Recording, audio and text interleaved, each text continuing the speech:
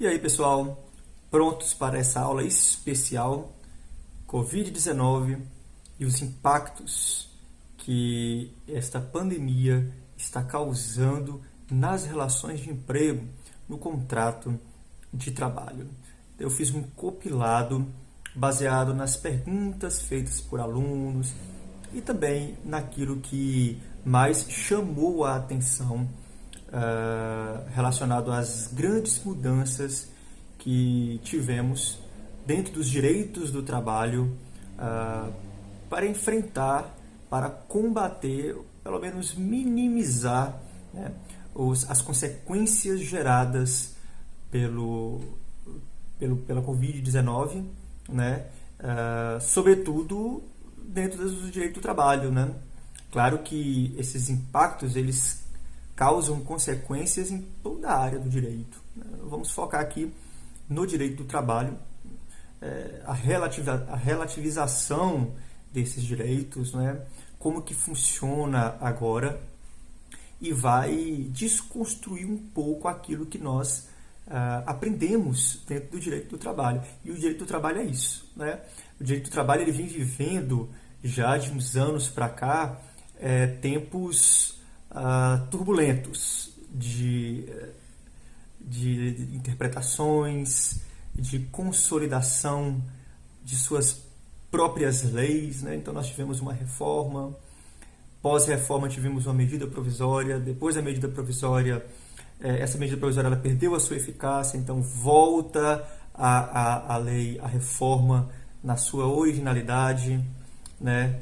E depois as interpretações doutrinárias, jurisprudenciais, e agora duas medidas provisórias aparecem para tentar resolver, né? Resolver é uma palavra muito forte, para tentar combater, minimizar as consequências causadas, aqui no nosso caso, pela paralisação da atividade empresarial, né? Dentro da nossa área, a principal consequência da pandemia é a paralisação da atividade empresarial, e a atividade empresarial paralisada paralisa também o emprego, né? Então, vamos ver como que fica, que traz essas medidas governamentais, né?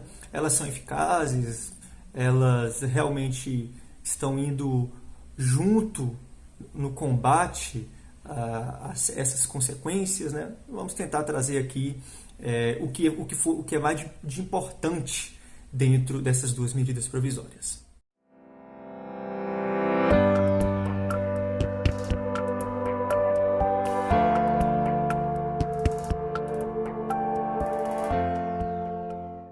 E como eu falei, existem duas medidas provisórias que dispõem sobre novos direitos do trabalho, né? Mas vamos abrir um parêntese aqui para os meus alunos. Nós estudamos lá em fontes do direito do trabalho, e temos fonte material, fontes formais de direito do trabalho, e vimos que medida provisória é uma fonte formal heterônoma do direito do trabalho. Por quê? Porque ela cria regras trabalhistas. E é realmente o que está acontecendo. Agora a gente consegue ver isso com mais ênfase, o que lá na aula, esse assunto de fontes do direito do trabalho parece tão teórica, né? Agora a gente está vendo isso de forma muito prática. Por que uma medida provisória ela é uma fonte do direito do trabalho? Porque ela cria novas regras trabalhistas, inclusive regras que já existem na legislação e que agora ela está acima dessa legislação, né? Ou seja, eu estou relativizando o que está na legislação, a força que uma medida provisória pode ter dentro do direito do trabalho. É uma fonte do direito do trabalho. E quais são essas medidas provisórias? Então nós temos a medida provisória 927 e a medida provisória 936. A medida provisória 927 foi a primeira a ser editada pelo governo dentro do direito do trabalho, né? Dentro do direito do trabalho, e ela, conforme está na própria medida provisória, ela dispõe sobre as medidas trabalhistas para o enfrentamento do estado de calamidade pública, reconhecido pelo decreto legislativo número 6. Essa medida provisória, a 927, ela foi publicada em 22 de março. E a que foi publicada em 1º de abril, agora 1º de abril, é a medida provisória 936, e ela traz na sua introdução a seguinte redação: institui o Programa Emergencial de Manutenção de Emprego e da Renda e dispõe sobre medidas trabalhistas complementares para o enfrentamento do estado de calamidade pública reconhecido pelo Decreto Legislativo número 6. Mas antes, pessoal, de entrarmos mesmo nessas medidas provisórias, eu gostaria de, primeiro, falar de um artigo na CLT, é o artigo 501, na telinha aí para vocês. E o artigo nos diz: entende-se como força maior todo o acontecimento inevitável em relação à vontade do empregador e para a realização do qual este não concorreu direta ou indiretamente. Então a CLT nos traz em sua redação a força maior, o Instituto da Força Maior, que são acontecimentos imprevisíveis, são acontecimentos inevitáveis e que, em razão desses acontecimentos, direitos previstos em contrato de trabalho eles podem, de certa forma, serem revistos. E as MPs aqui trazidas, elas atribuem a situação de pandemia trazida pelo Covid-19 como uma situação de força maior, que já está prevista na própria CLT. Então não é novidade. Essas medidas provisórias elas não são novidades nesse sentido de medidas provisórias relativizando o direito de trabalho, direitos trabalhistas. Elas não são novidade dentro do nosso ordenamento jurídico, porque o nosso ordenamento jurídico trabalhista ele já prevê a possibilidade de força maior, e com essa força maior eu posso, portanto, reconhecer ou desconhecer direitos. Claro, sempre respeitando a Constituição Federal.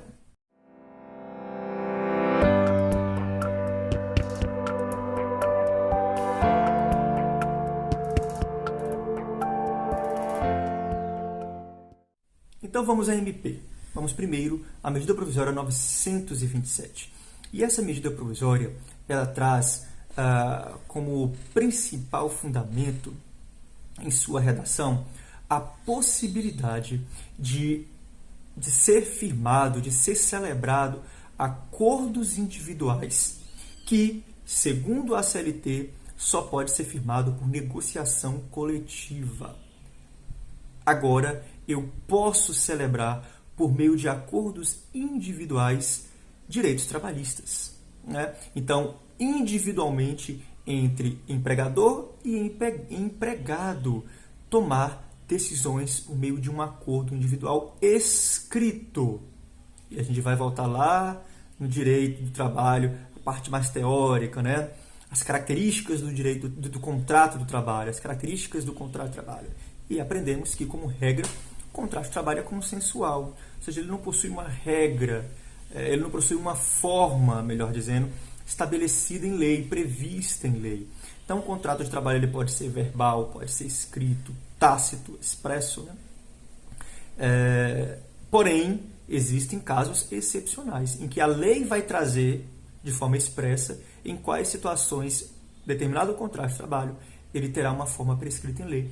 É o caso aqui, a medida provisória deixa claro que esses acordos individuais eles devem ser escritos. E é interessante trazer que tais acordos individuais eles têm preponderância sobre os demais instrumentos normativos firmados. Para o enfrentamento dos efeitos decorrentes da pandemia, que aqui para nós o grande efeito foi a paralisação da atividade empresarial, a medida provisória 927 ela traz 7 medidas que podem contribuir, para minimizar, né, que podem contribuir para minimizar estes efeitos. Então, a primeira medida, teletrabalho. Então, a medida provisória ela traz a medida do teletrabalho. A empresa pode utilizar desta modalidade para continuar mantendo a atividade empresarial sem ferir as recomendações de quarentena, de isolamento de seus empregados. O teletrabalho, vocês vão encontrar lá, eles estão disciplinados lá dos artigos 4º ao 5º da medida provisória 927. A segunda medida é a antecipação de férias individuais. Antecipação de férias individuais, nos artigos 6º ao 10 da medida provisória. Temos a concessão de férias coletivas, os artigos 11 ao 12 da medida provisória 927. Aproveitamento e antecipação de feriados, está no artigo 13, é um artigo só. Banco de horas, é a possibilidade de ser estabelecido da forma individual. Banco de horas, nós sabemos que banco de horas por meio de negociação coletiva. E agora, na modalidade individual, acordos individuais, nós regularmos banco de horas.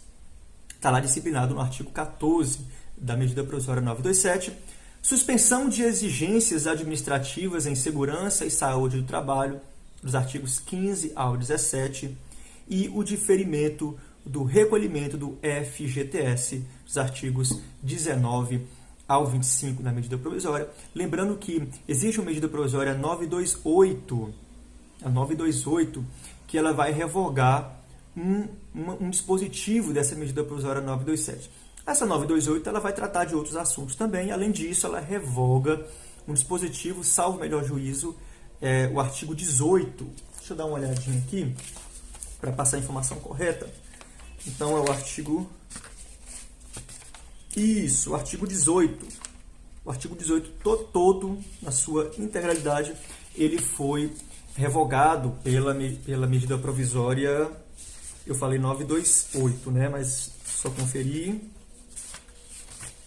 Eu estava com ela aqui.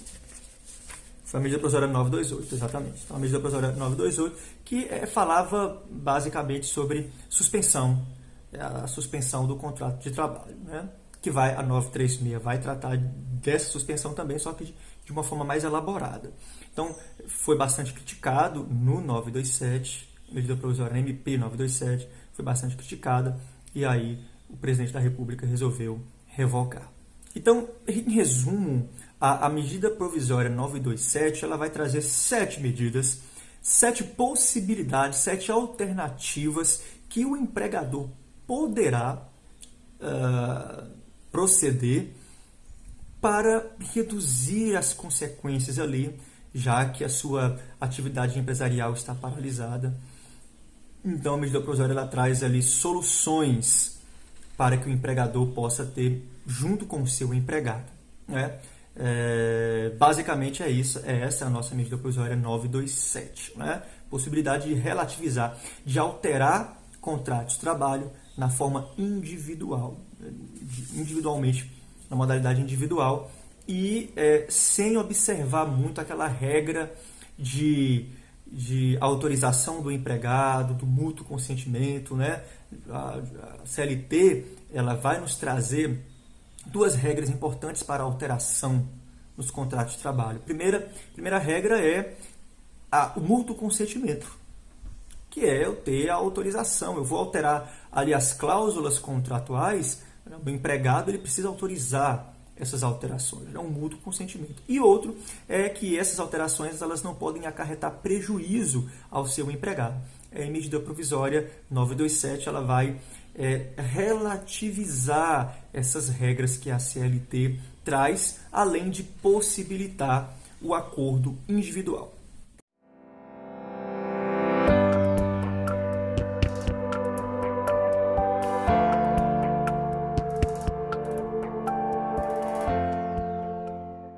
Publicada agora, dia 1º de abril, a MP 936 traz relevantes e, quiçá, medidas polêmicas, né, sobre novos direitos de trabalho, né, as novas relações em um contrato de trabalho, de forma mais específica, né, contrato de trabalho, ou seja, relação de emprego, né.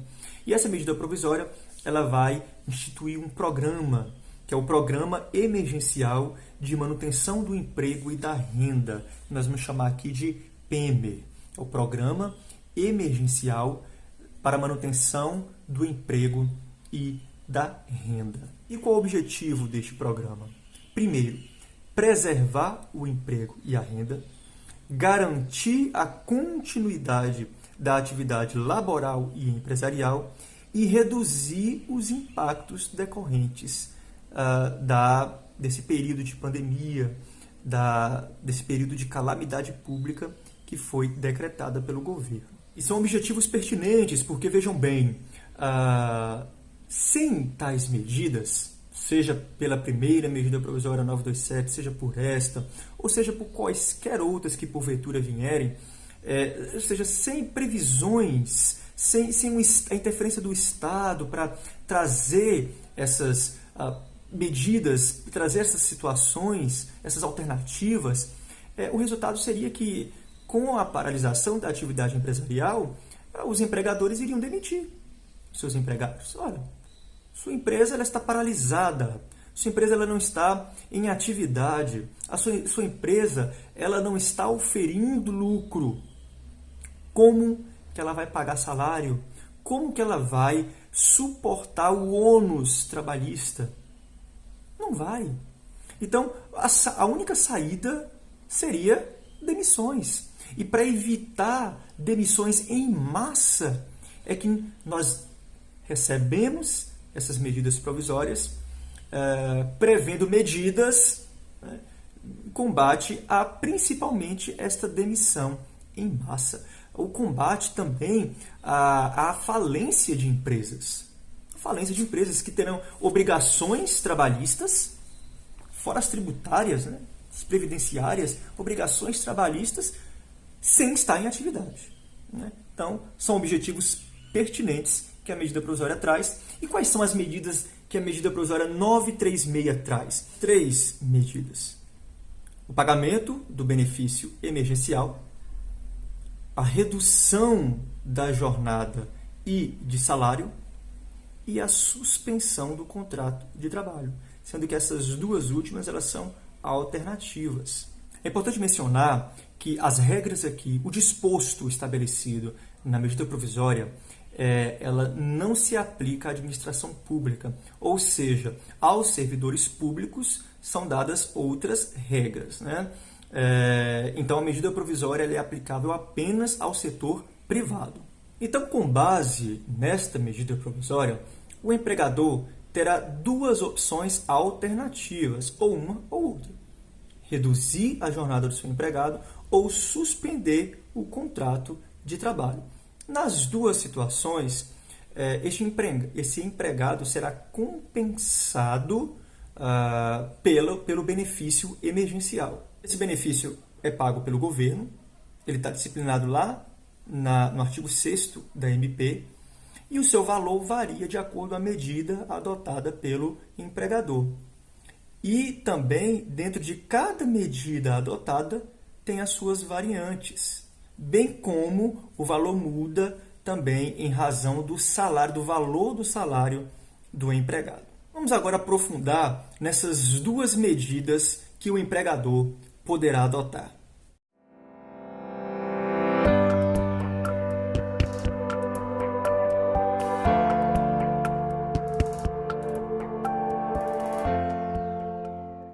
Então, segundo o artigo 7º da MP, o empregador ele poderá optar por reduzir a jornada de trabalho do seu empregado por um prazo de até 90 dias. Neste caso, há uma redução da jornada e, portanto, o seu empregado ele continuará trabalhando em uma jornada reduzida, mas continuará trabalhando.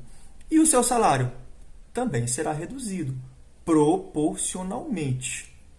Será reduzido, na verdade, o pagamento da empresa. A empresa pagará de forma reduzida e essa redução será proporcional à jornada, à redução da jornada, E existem regras para isso? Existem regras para isso. Nós temos, a medida provisória ela prevê 3 reduções. Então, estamos vendo na tela aí o artigo 7º da medida provisória 936.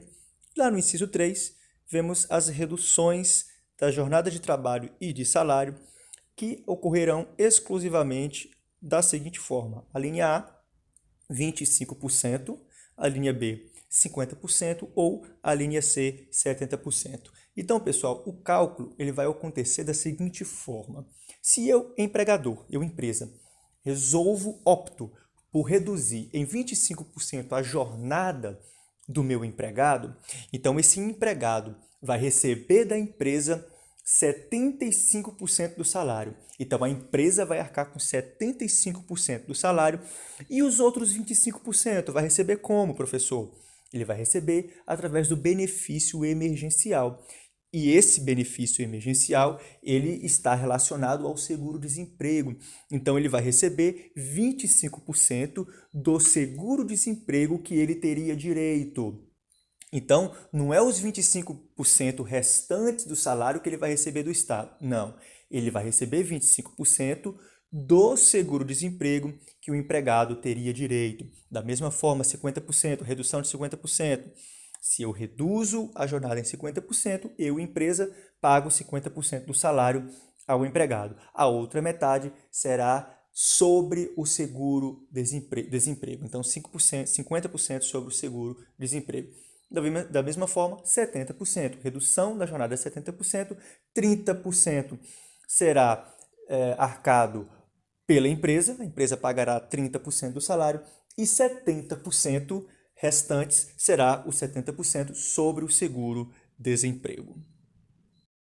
Então, de forma mais prática, pessoal, coloco aí na tela em valores, em salário, né? Olha, o empregado que recebe R$2.000 de salário, se ele tiver uma redução de 25% da jornada, ele vai receber, claro que vai ter redução de 25% do salário também, então ele vai passar a receber da empresa R$1.500 e 25% do seguro-desemprego, que dá R$ 369,97.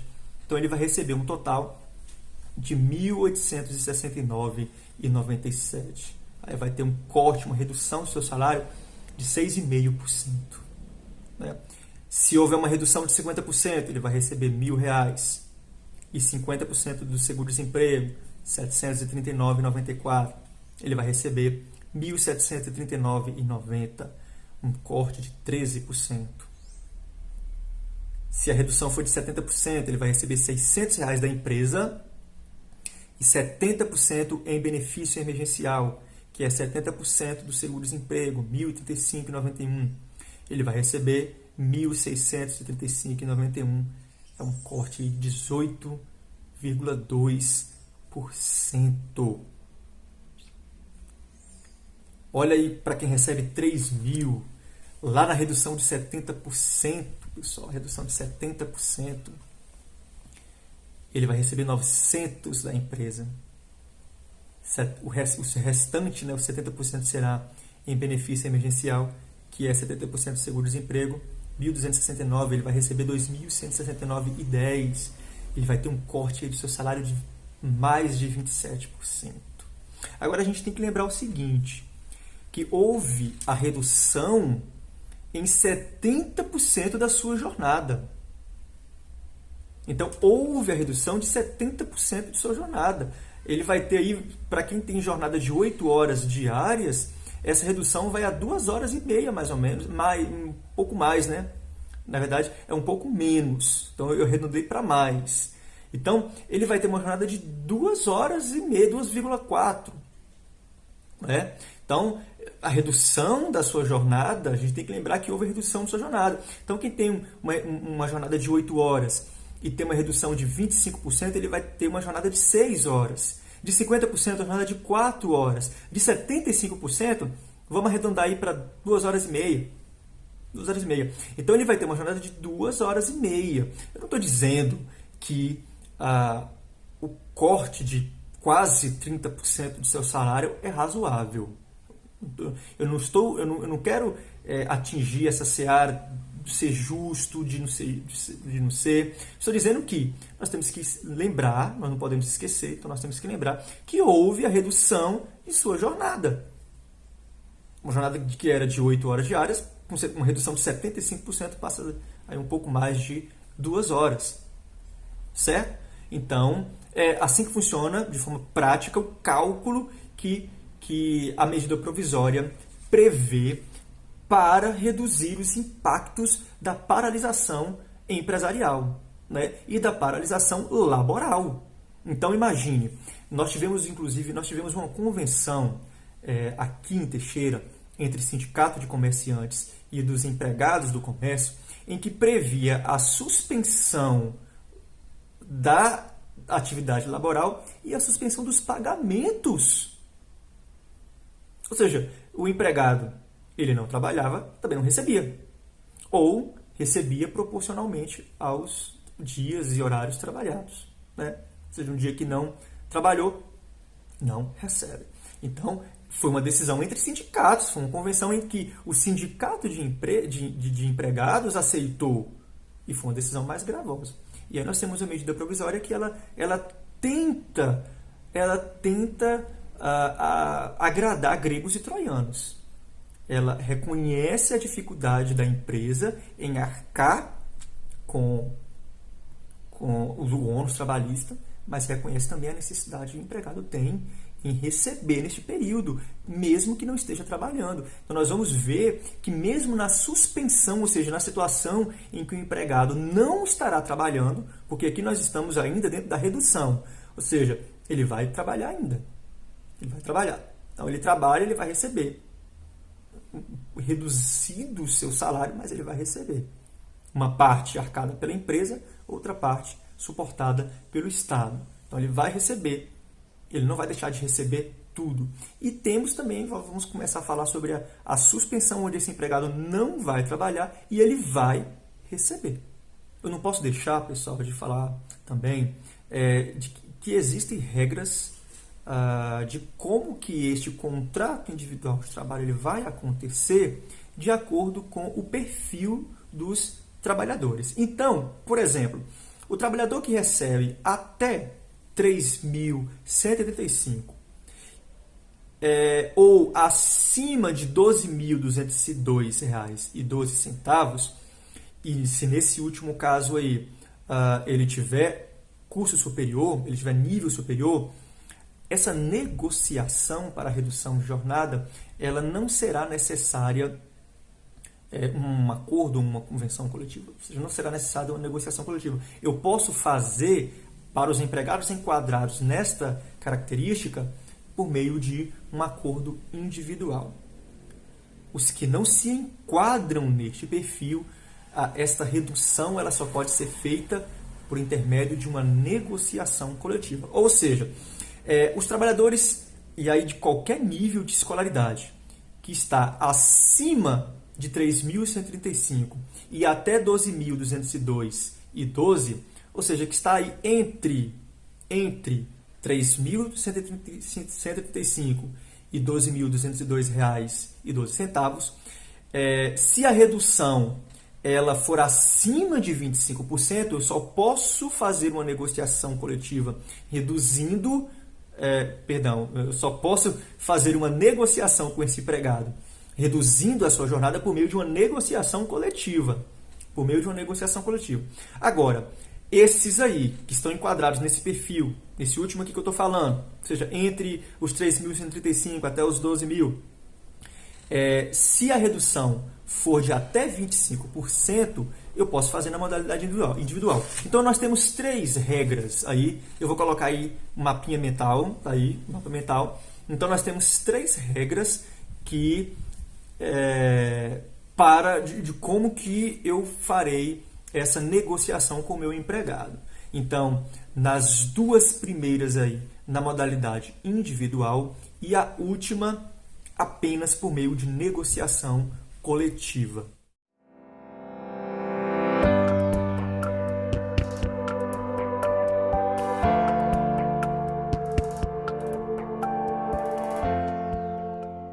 Então, o artigo 8º da MP 936 prevê a possibilidade da suspensão do contrato de trabalho por um período de 60 dias, podendo ser dividido aí por iguais períodos de 30 dias. E neste caso, no caso da suspensão do contrato de trabalho, o empregado ele fará jus ao benefício emergencial que será bancado na proporção de 100% pelo Estado, ou parcialmente pelo Estado, a depender do faturamento da empresa. É importante dizer, pessoal, que neste período de suspensão do contrato de trabalho, o empregador não pode demandar nada do seu empregado, não pode exigir tarefas do seu empregado. Esse contrato ele está suspenso. O que a gente entende de contrato suspenso? As cláusulas contratuais elas estão congeladas, elas estão em pausa. Então, não posso exigir trabalho do meu empregado no período em que o contrato de trabalho está suspenso. E a MP ela deixa claro isso. Ela deixa claro que o empregador não pode exigir tarefas do seu empregado, sob pena de sofrer sanções. A empresa que desobedecer essa regra sofrer sanções, pagar o salário do empregado, além dos demais encargos. E como que o empregado receberá nesta modalidade? Duas situações. A primeira, ele receberá totalmente do governo, por intermédio do benefício emergencial, e ele vai receber o valor equivalente ao seguro-desemprego que teria direito. Então, ele não vai receber do governo, o benefício emergencial nesse caso, ele não vai ser o seu salário, ele vai ser 100% do seguro-desemprego que ele teria direito. Uma segunda situação é que para as empresas que teve um faturamento no ano passado, em 2019, acima de 4.800.000, então uma parte deste salário vai ser pago pela empresa. 30% do salário será pago pela empresa e os demais 70% por meio do benefício emergencial, que será 70% do seguro-desemprego a que o empregado tem direito. E como que isso será feito? Parágrafo 1º do artigo 8º da medida provisória na tela. A suspensão temporária do contrato de trabalho será pactuada por acordo individual escrito entre empregador e empregado. Então, olha lá, acordo individual escrito, então nós temos uma forma prescrita em medida provisória, que será encaminhado ao empregado com antecedência de no mínimo 2 dias corridos. Então, é como diz a medida provisória. Vamos para o parágrafo 2º. Durante o período da suspensão temporária do contrato, o empregado fará jus a todos os benefícios concedidos pelo empregador aos seus empregados e, inciso 2, ficará autorizado a recolher para o regime geral de previdência social na qualidade de segurado facultativo. E os parágrafos seguintes eles continuam trazendo regras para a suspensão do contrato de trabalho. Vamos agora seguir para as informações finais.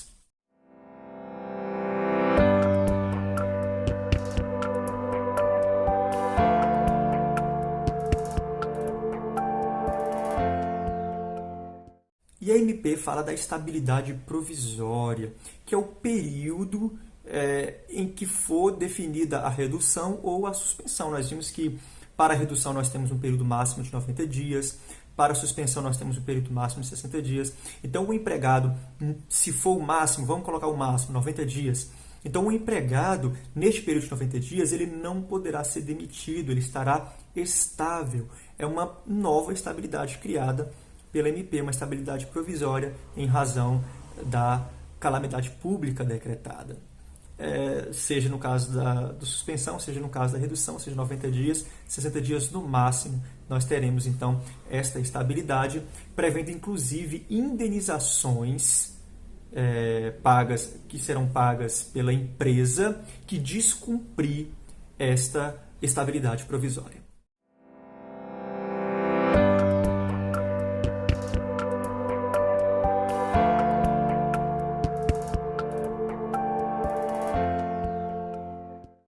Convenção e acordo coletivo, pessoal, poderá prever porcentagens diversas daquelas trazidas pela MP. Então, por exemplo, 25%, 50%, redução de 25%, redução de 50%, redução de 75%. Outras porcentagens na redução ela poderá ser prevista por meio de negociação coletiva. Lembrando que reduções abaixo de 25% não terá direito ao benefício emergencial. Será arcado pela empresa e o restante o empregado não receberá. Receberá apenas da empresa.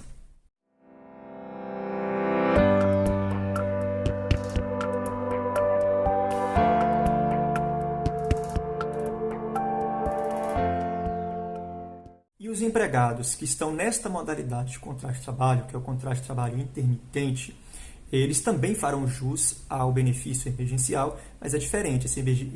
Esse benefício emergencial ele terá um valor fixo, ele tem um valor fixo de R$ 600.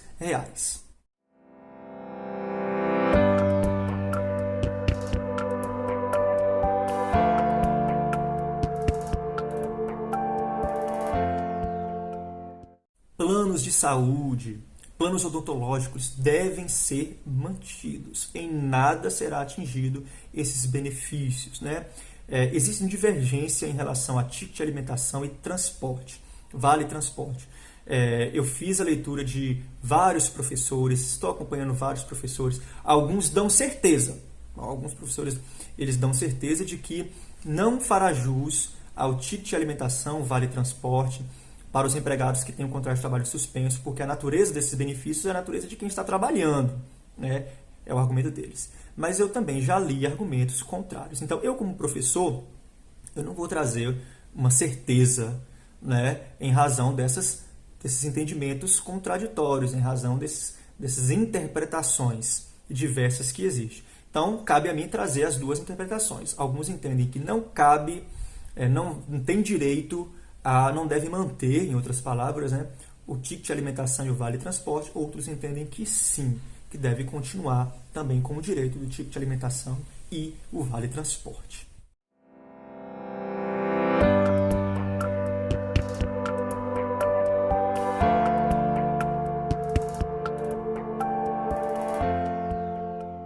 Tudo trazido pela medida provisória não tem efeito nas férias, tanto nas férias quanto no terço constitucional de férias. Então você vai receber as suas férias normalmente, vai receber o valor do terço constitucional de férias normalmente, não sofrerá interferência. Lembrando que a medida provisória 927, ela prevê a antecipação de férias. Então, algumas empresas, alguns empregadores, eles já tomaram essa medida e, neste caso, o empregado ele vai ter que cumprir as férias integralmente.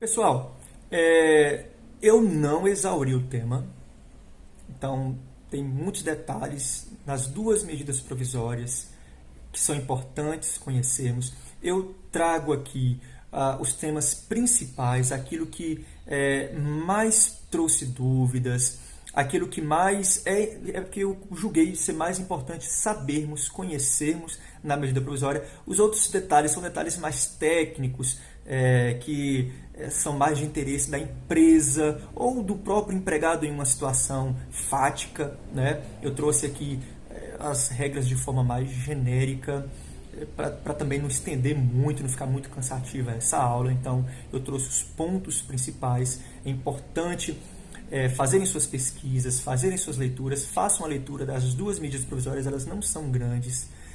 Aconselho, oriento a fazer a leitura dessas duas medidas provisórias. E eu falei no início que elas trazem medidas talvez polêmicas, né? Porque muitos estão criticando, então nós temos uma corrente que entende serem medidas razoáveis, outros já estão criticando, que são medidas que talvez ferem até a própria Constituição, né? Quando a gente fala, por exemplo, de redução salarial, nós temos na Constituição que redução salarial só por meio de negociação coletiva, através da participação do sindicato.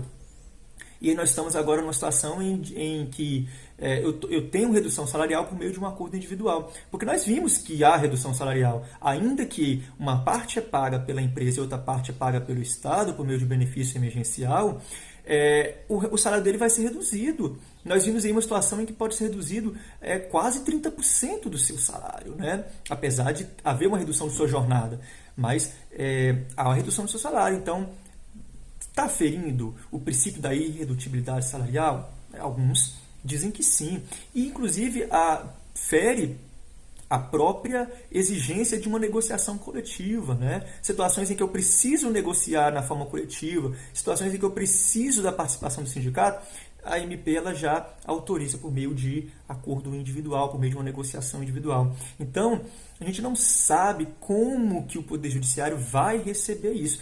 E isso só a partir das demandas trabalhistas e a partir do momento em que o Poder Judiciário receber essa demanda é que ele vai tomar o seu posicionamento. Então a gente não sabe, são cenas para os próximos capítulos, né? Isso é tema para uma próxima aula, onde a gente vai trazer os impactos da medida provisória na reclamação trabalhista, ou no processo do trabalho, ou no Poder Judiciário, né?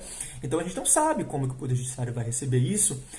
Inclusive, existe até uma ADI, uma ação direta de inconstitucionalidade, que está lá no Supremo, contra dispositivos dessa medida provisória. Olha, temos que, então eu particularmente entendo que é uma medida provisória que traz regras razoáveis, né? Ela tenta ali reconhecer a dificuldade da empresa e do empregado e tenta trazer, uma situação, nós estamos vivendo uma situação de exceção, né? Ninguém nunca imaginaria que um dia nós poderíamos viver uma situação dessa, principalmente se tratando do Brasil, que nunca sofreu extremidades nenhuma, seja em situações naturais, né? Então a gente não tem furacão, a gente não tem vulcão, a gente não tem terremoto, até mesmo as doenças, a gente sempre vê essas doenças mais distantes em outros países e agora de repente ela está aqui, nós estamos vivendo isolado, nós estamos em quarentena, as empresas precisam fechar, muitas delas, aquelas que não são atividades essenciais, mas elas precisam manter os empregados e como é que isso fica? Então a gente tem que ter um bom senso. Nós temos que ter um bom senso. Eu assisti uma videoaula com o professor Rodolfo Pamplona, juiz do trabalho, e uma fala dele foi interessante no sentido de que nós temos que ser razoáveis, e ele fala particularmente que ele vai ser razoável nas decisões judiciais dele, reconhecendo empresa e empregado, né? Então a gente não pode levar ferro e fogo, até mesmo a própria Constituição. A gente tem que, não estou dizendo que a gente tem que ferir a Constituição, mas a gente tem que analisar a Constituição agora de uma forma razoável, com bom senso, sem ferir direitos fundamentais, sem ferir direitos individuais, né? Sem ferir os principais direitos, as grandes conquistas, nós não podemos ferir, mas nós temos que ter um bom senso neste momento de exceção que estamos vivendo. Pessoal, é isso. Espero ter ajudado vocês no entendimento nesse período, nessa confusão, não disse, não me disse, no que um diz outro diz outra coisa e tal. Espero ter trazido aqui as informações que vocês precisavam. Estou à disposição. Próximas aulas nós vamos manter aí agora, vamos atualizar, estaremos sempre atualizando aí as situações. Conto com vocês nas próximas aulas, nos próximos encontros. Um abraço e até lá.